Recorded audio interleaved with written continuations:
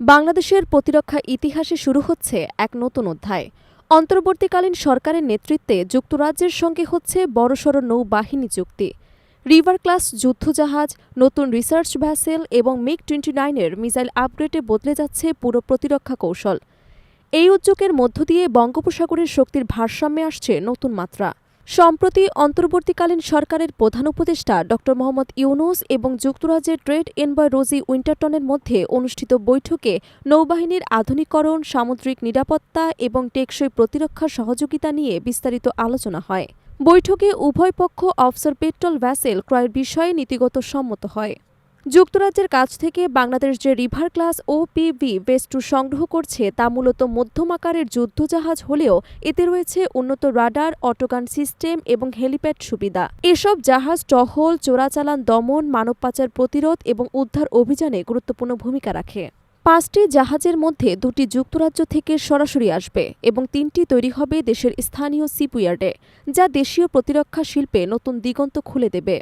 বাংলাদেশ ইতিমধ্যে যুক্তরাজ্যের জন্য তৈরি কয়েকটি OPD ব্যবহার করছে: BNS সাঙ্গু, করতোয়া, কর্তাক্ষ, গোমতী এবং তুরা। এসব জাহাজ সফলভাবে বিভিন্ন মিশনে কাজ করছে, যা যুক্তরাজ্যের প্রযুক্তির ওপর বাংলাদেশের আস্থা আরও জোরদার করেছে। এছাড়া যুক্তরাজ্য থেকে কেনা হচ্ছে একটি আধুনিক রিসার্চ ভ্যাসেল SMS এন্টারপ্রাইজ, যা আগামী কয়েক মাসের মধ্যে নৌবাহিনীতে যুক্ত হবে।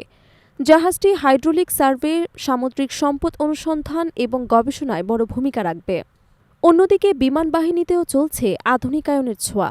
মিগ-29 যুদ্ধবিমানগুলোতে যুক্ত হচ্ছে KH-31 সুপারসোনিক অ্যান্টিশিপ মিসাইল, যার সর্বোচ্চ রেঞ্জ হল 70 কিলোমিটার। এটি শত্রু জাহাজ বা রাডার সিস্টেমে সুনির্দিষ্ট আঘাত হানতে সক্ষম। ফলে বাংলাদেশ এখন আকাশ থেকে সমুদ্রভিত্তিক লক্ষ্যবস্তুতে হামলা চালানোর সক্ষমতা অর্জন করছে, যা দেশের প্রতিরক্ষা কৌশলে বড় পরিবর্তন আনবে। বিশেষজ্ঞদের মতে এই নৌ এবং বিমান সক্ষমতা বৃদ্ধির উদ্যোগ বাংলাদেশের আঞ্চলিক স্থিতিশীলতা রক্ষায় কৌশলগত সুবিধা এনে দেবে। পাশাপাশি যুক্তরাজ্যের সঙ্গে প্রতিরক্ষা সহযোগিতা কেবল নিরাপত্তা নয়, বরং বাংলাদেশের আন্তর্জাতিক আস্থা পুনরুদ্ধারের প্রতীক হিসেবেও দেখা হচ্ছে। অন্তর্বর্তীকালীন সরকারের এই পদক্ষেপে নৌবাহিনী, বিমান বাহিনী এবং প্রতিরক্ষা শিল্প এক নতুন যুগে প্রবেশ করছে, যা শুধু আত্মরক্ষার নয়, বরং আধুনিক প্রতিরক্ষা কূটনীতির দিকেও বাংলাদেশের আত্মপ্রকাশ।